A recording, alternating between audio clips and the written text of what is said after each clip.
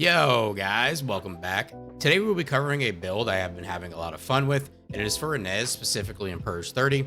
Pub queues are a blast with this, and this build will also wreck everything else in the game.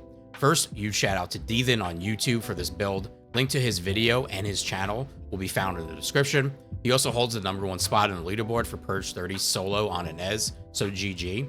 The following build, we are still not using her red mod, Time of the Hunting Hounds, as the AoE on it is not as large and will put you in way too much danger.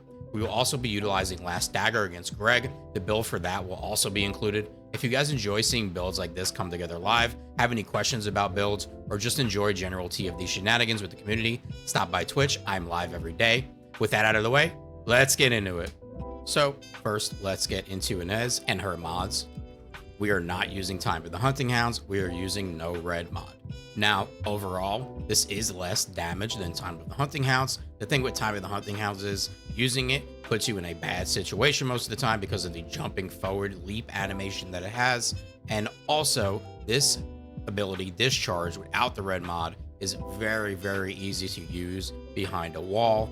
And the cone on it is insane. When you fully charge, you just aim in the middle of where all the enemies are, and you will be hitting every single one of them for 15 mil plus most of the time. So the two main stars here for our powers are going to be her 2 and then her 3. You're going to use her 2 to tag all the enemies with current coils, and then you're going to use her 3, which is going to wipe out basically the whole room most of the time.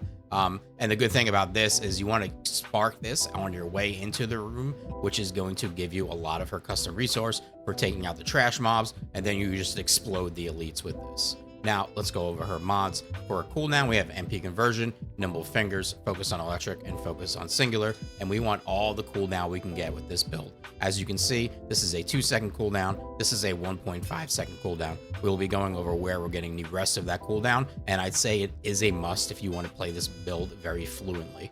As far as crit, we got Skill Insight, Skill Concentration, and Front Lines. You do not need emergency measures. We have Skill Expansion for the range, HP Amplification, because without HP Amplification, you're at like 2900 HP, and that's just a no-go. And then we have Maximize Conservation. This is, to me, a must. This helps you with the ability to spam her 3. It makes it cost close to nothing for a full charge.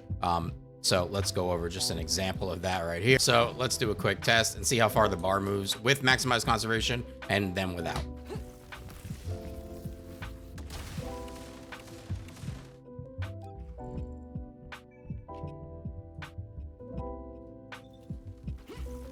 And you can see that it's basically double of where it went down the first time. We'll do it again.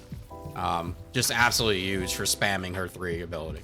So let me also double check the crit rate. A big thing with Ines videos and a lot of crit descendants is people check their crit rate in Albion, and you must be in a combat zone to actually see your crit rate, specifically when your crit rate on your Descendant is affected by their skills. They do not receive this when they're in Albion, so you either need to be in the laboratory or in a combat zone. And as you can see, we have a skill critical hit rate of 100%. So now let's talk about her reactor. You're going to want electric singular. You want to make sure you have your right mounting. So I have my tactical rifle for my secret garden and my handgun mounting for my Last Dagger. And then you want skill critical hit damage and cooldown on your substats. As far as your components, we're going with a 2-piece hunter and a 2-piece shell crusher. We want the cooldown here to get the maximum amount of cooldown on her 2 and her 3. This is still playable without this, but once I made this change, this became so much more fluent and just better to play overall. So now we'll go to the arcade tuning. Now we have gained as much skill power as we can get, going over here to the right and going to the capstone, and then we are going straight up to the cooldown, and then we are getting the crit damage. As you've seen, we do not need the skill critical hit rate. We are already capped at 100%. And then Inversion Reinforcement. We are taking chill focus rounds, specifically because we are shooting Greg with the Last Dagger. You're definitely going to want your Last Dagger for killing Greg. She does not do too great on Greg just using skills. I've had some groups where I've been able to just spam my 3, but for the most part, I've wanted to use Last Dagger, mainly because of her custom resource, and you really can't gain that much throughout the fight. Other than that, I've just gone with HP over here and HP over here with biodensity augmentation. And lastly, we'll cover our weapons. We do have the Secret Garden. You do not need to build your Secret Garden. You are specifically using this for the unique ability, which you are able to proc on her 2 ability. And this is going to give you, when using a tech skill, grants a unique ability Pest Control with a set chance. Pest Control has a 50% trigger rate. It lasts 10 seconds, can stack 3 times. And we're specifically looking here for the skill power and the skill power per stack. As far as the build for it, you do not need to build it, like I said, but you do want to get the sprint cores if possible. And as far as the mods, the most important mod here is going to be Brisk Walk for the movement speed. So let's go to our Last Dagger, and this is going to be a really good utility Last Dagger that you can basically slap on any Descendant that you want to play, and it will be very, very good for taking Greg down. This is heavily built into weak point damage and of course crit damage. As far as your cores, we have Chill Attack, 2 Firearm Attack with 2 fire rates. Then we have in the substats, weak point damage, Firearm Attack, Firearm Critical Hit Rate, and Firearm Critical Hit Damage.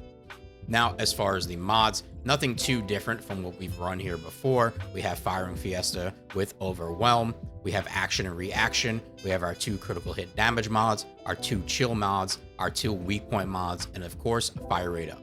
And that covers everything for this Ines updated mobbing build. Any questions or suggestions about the build, let me know in the comments. And of course, you can always stop by Twitch. I am live every day. Like and subscribe is appreciated. Thanks, guys. Peace.